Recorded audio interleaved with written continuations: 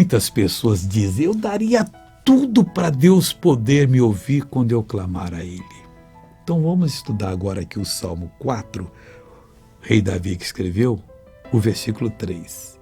Ele diz o seguinte: sabei, pois, que o Senhor separou para si aquele que lhe é querido, que lhe é amado.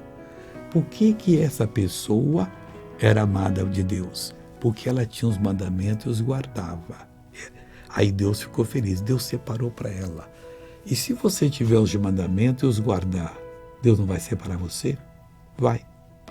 Aí ele disse o seguinte: o Senhor ouvirá quando eu clamar a Ele. Ele é essa pessoa. Jesus disse: aquele que tem os meus mandamentos e os guarda, esse é o que me ama. O que me ama será amado de meu Pai, eu também o amarei. E virei a Ele e me manifestarei a Ele.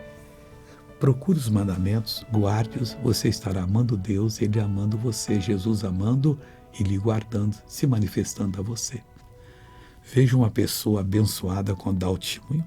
Missionário, ano passado eu estive 1 mês e meio em coma induzido. Eu tive uma parada cardiorrespiratória e Deus me levantou dos mortos, como Sim. fez com Como Laia. caminhava com essa bengala? Imite, por favor.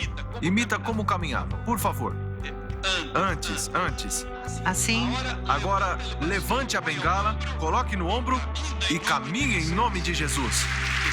Que coisa linda, irmãos. Agora eu quero orar com você, Pai. Eu oro por essa pessoa em nome de Jesus.